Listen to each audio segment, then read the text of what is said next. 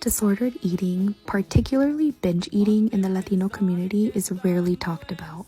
Growing up in a Latin household, you're exposed to so many diets, novelas, body shaming, and even nicknames like gordo gorda or flaco flaca.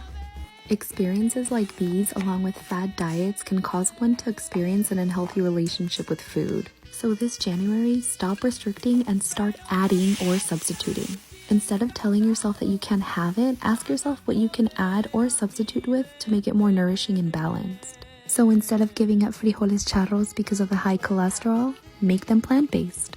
Tan rico. You don't have to go vegan to improve your health.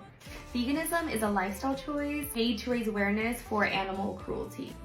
And as a Mexican-American dietitian, my goal is to help people add more plant-based meals to their diet.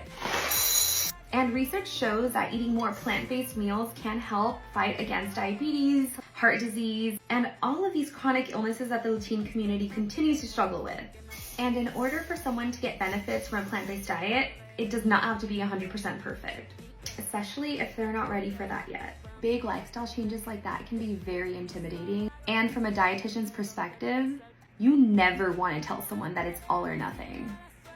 That can be really discouraging, and then they'll be less likely to change.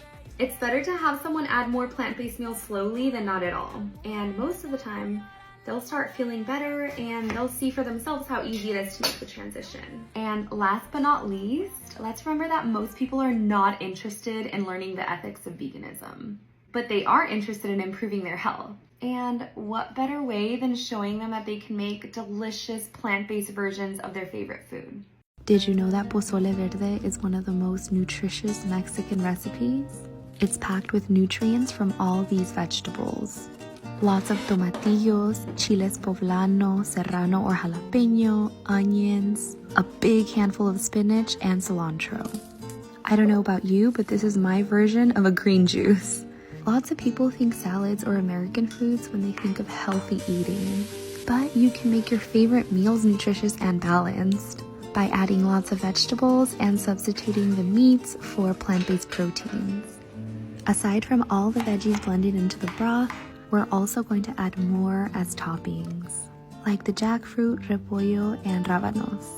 You can find the full recipe on my blog by clicking the link in my bio. It's so good. Como su nutrióloga favorita, hoy les voy a dar 3 recordatorios muy importantes. La proteína es más que carnes y pollo. Aumentar la proteína de plantas como lentejas, garbanzos, soya, semillas, nueces y frijol. La tortilla no es la enemiga, es un carbohidrato complejo que viene de un grano entero y tiene fibra. Solamente ser consciente de la porción y siempre acompañar con proteína y verduras. Y acuérdense que cada quien es diferente, las porciones van a cambiar. Platique con su nutriólogo para porciones exactas. Lo más importante es comer con conciencia, despacio y sin distracciones. Sí se puede. Holiday appetizers, pero estilo mexicano y más healthy. Save these super easy to make air-fried stuffed jalapenos. You can stuff them with anything you'd like, but I like to put frijoles and cheese. And then I air fry them again to get that cheese nice and melty. And then I top them off with guacamole. They are so yummy and perfect for anyone to enjoy. Even your tios with high cholesterol can get seconds. Recently, I've been learning more authentic Mexican recipes from my mom. And as a dietitian, the more I learn, the more I realize how Mexican cuisine can be one of the most nutritious cuisines on this planet. My mom is from Purépero, Michoacán, and I had not been in a very long time, so I decided to go twice in the last year. Many people despite hearing the words plant-based and Mexican food in the same sentence. But what they don't realize is that many people in Mexico eat a mainly plant-based diet. My mom grew up eating locally grown vegetables, fruits, grains, and very little meat. On my journey as a plant-based dietitian and recipe developer, I realized that it's the plants that give flavor to the foods. The spices, herbs, vegetables, roots, and grains are the base of our cuisine. And no, you don't have to be vegan to be healthier. All you have to do is add more plants. And keep in mind that everyone is different and may have different dietary needs. So keep it simple and add more lentils, beans, nopales. Add whatever vegetables you like the most to start off with. Adding more plants doesn't have to be hard, especialmente si es la comida mexicana. Deliciosa. I've had many requests to show you guys how I dice my tomatoes. And this is also the same way I dice my onions. Quick disclaimer though, I am not a chef, just a Mexican-American dietitian that loves to cook. And I learned how to dice from my mom, who is from Purépero, Michoacán, Mexico. And I mention this because a lot of people that are from Michoacán tend to dice their vegetables like this. I don't know, is it just me? Let me know in the comments below. And here I'm showing you the second way I dice tomatoes for when I make pico de gallo. And this method is used to take out as much liquid as possible from the tomato so that your guacamole or pico de gallo isn't super watery.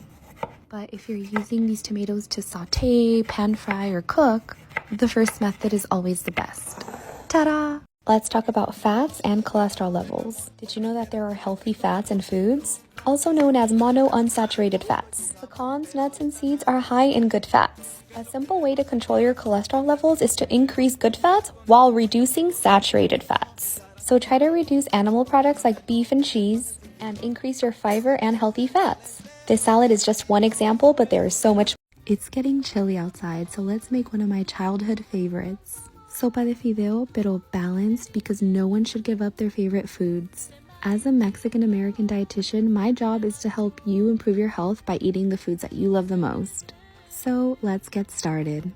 The original sopa de fideo is basically just carbs, which can spike blood sugar and leave us feeling unsatisfied.